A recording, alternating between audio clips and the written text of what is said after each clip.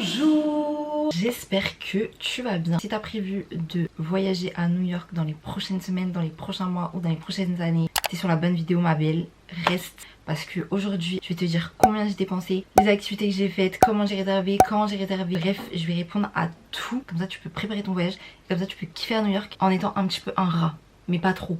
J'ai tout noté sur mon téléphone, comme ça j'oublierai rien. Dans la première partie, je vais t'expliquer ce que tu dois savoir avant de partir, ce que tu dois savoir avant d'arriver. Et dans une deuxième partie, genre je parlerai des activités, je vais même les noter parce que franchement il y a des activités, non, genre fallait passer son chemin. Je vais te dire les prix et il y aura une petite partie vlog, genre en gros j'ai posté mon vlog de New York, tu vois, mais c'était tous mes plans que j'avais filmés en format paysage. Mais en vrai la plupart de mes vlogs sont en format portrait. Du coup je pouvais pas les caler dans mon vlog et là je vais pouvoir les caler dans cette vidéo. Du coup reste branché parce qu'en vrai dans la deuxième partie je mettrai grave de vidéos, genre des activités qu'on a faites, de ce qu'on a mangé, ce qu'on a visité et tout. Bref, il y aura une petite partie vlog, genre vlog partie 2, tu vois. Du coup bah c'est parti. Donc déjà moi je suis partie à New York en septembre 2023, donc septembre qui vient de passer là. Et enfin, on a réservé en juillet pour septembre, donc en vrai genre on a réservé 2 mois avant et franchement je trouve que les prix ça allait encore. Je pense que si on s'y était pris même plus tôt, je pense qu'on en aurait eu pour beaucoup moins que ça. Mais là franchement c'était déjà raisonnable. On a réservé le vol sur Air France. Du coup on en a eu pour 600 € billet aller-retour sur Air France. Mais après vous avez d'autres compagnies comme British Airways, American Airlines, vous pouvez trouver d'autres compagnies. En vrai, en faisant des recherches, vous pouvez en avoir pour moins que ça. Vous pouvez prendre des vols sans bagages en soute. Ça vous reviendra beaucoup moins cher. Mais on va pas se mentir, à New York, t'es obligé d'avoir un bagage en soute pour ramener tes souvenirs. Ensuite, pour le Airbnb, on a pris un Airbnb. Si je retrouve des vidéos, je vous mets là. On a pris un Airbnb, il n'y avait pas encore la loi qui était passée.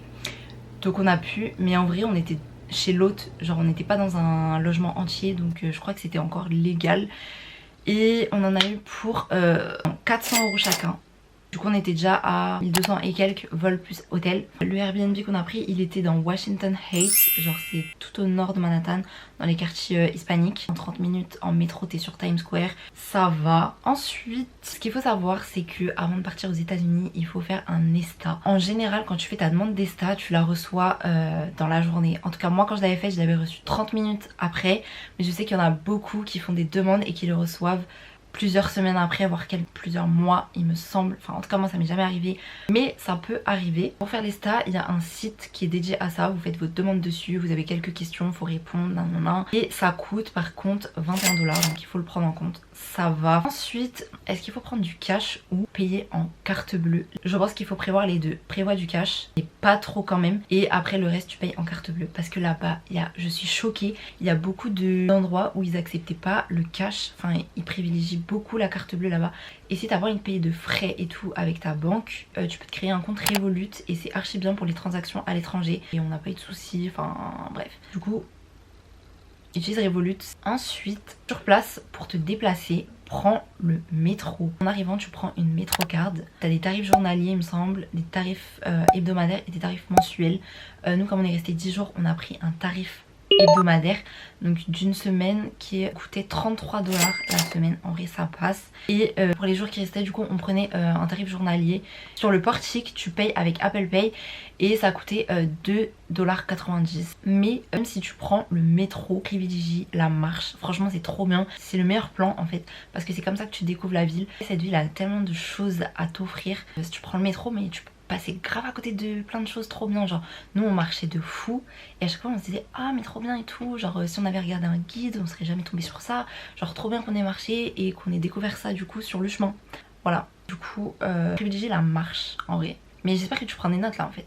Ok, maintenant on va parler des activités qu'on a faites là-bas. La plupart des activités qu'on a faites, on les a réservées sur place, enfin genre en étant à New York, pour choisir les bons jours, enfin pour certaines activités. Pour le baseball par exemple, on a réservé avant de partir à New York parce que on avait peur qu'il n'y ait plus de place et tout. Ok, donc la première activité qu'on a faite, donc le premier jour, c'était un match de baseball. On a payé environ 15-20 $ par personne. En vrai ça passe et on a vu Yankees vs Milwaukee. Si je devais donner une note à cette activité, franchement, pas nécessaire. En vrai, pour l'expérience, c'est bien et tout, mais franchement, c'est très boring. Après, je sais pas, c'est peut-être que c'était pas un match grave important et c'est peut-être pour ça que c'était nul. Aussi, que je connais pas les règles. Donc, je pense que pour l'expérience, c'est bien. Après heureusement que c'était 15-20 $. Mais si vous pouvez faire une autre activité que le baseball en termes de sport, genre aller voir plutôt du basket. Nous, la raison pour laquelle on n'a pas été voir un match de basket, c'était que c'était pas la saison. Et nous on voulait voir un match au Madison Square Garden, genre on voulait voir un match de NBA de base. Et c'était pas la saison, donc du coup on n'a pas pu voir de match. Mais du coup on a vu un match de baseball qui était franchement pas ouf. Moi je mets 6 sur 10. L'ambiance est pas folle et 6 sur 10 pour l'expérience. Ensuite donc la même journée on a fait genre la 5ème avenue, le Rockefeller Center, enfin tout ce quartier là un petit peu à côté. C'était gratuit, enfin c'est une activité qui nous a rien coûté. Ensuite on a fait le quartier du World Trade Center pour aller au mémorial du 11 septembre, donc c'est gratuit. Mais le musée je sais qu'il coûte 50 $ par personne. Nous on voulait le faire mais le jour où on a été, je sais plus pourquoi on l'a pas fait. Mais du coup on l'avait pas fait et franchement c'est grave dommage. C'est un musée à faire je pense.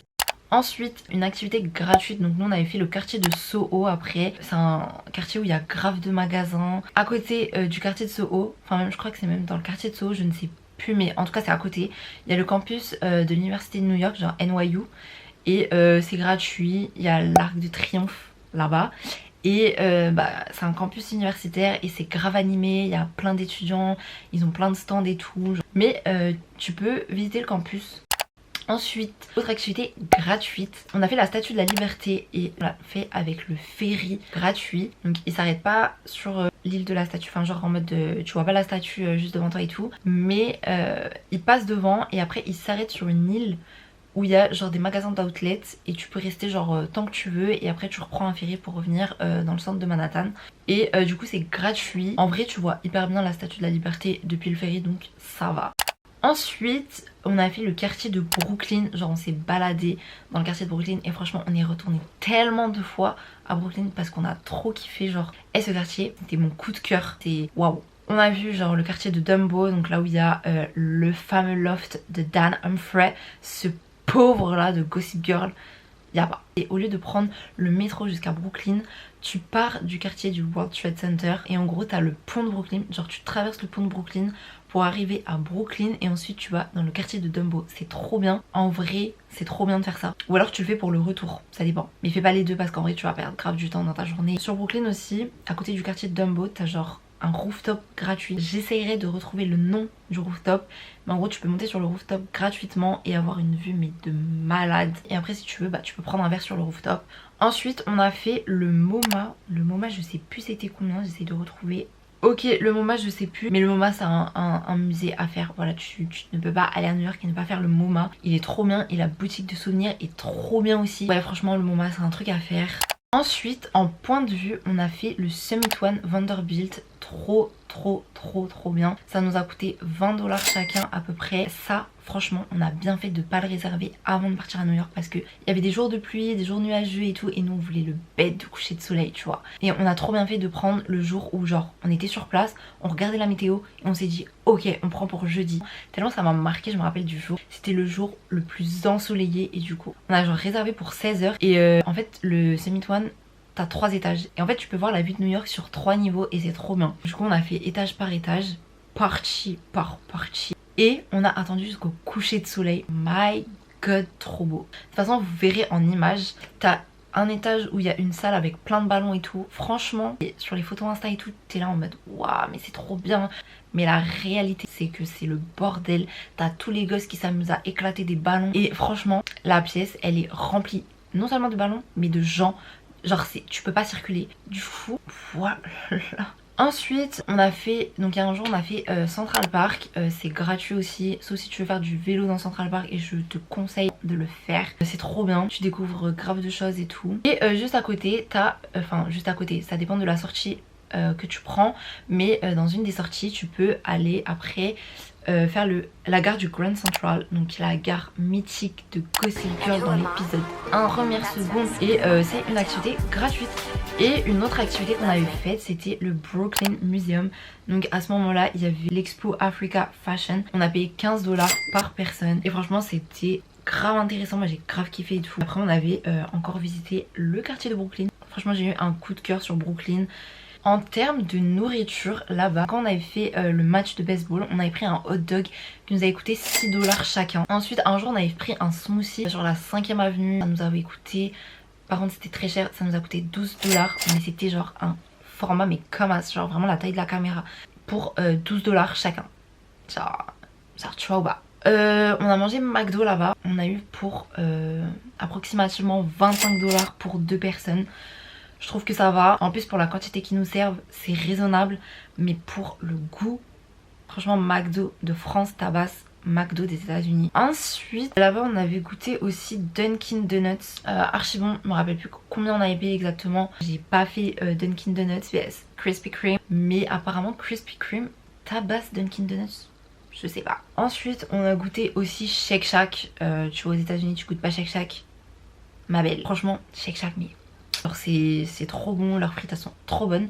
Par contre le poulet là-bas, mais c'est zéro, franchement c'est zéro, tu vois. Genre autant prendre du bœuf. Là-bas si tu vas à Shake Shack, ne compte pas sur le poulet pour te réconforter.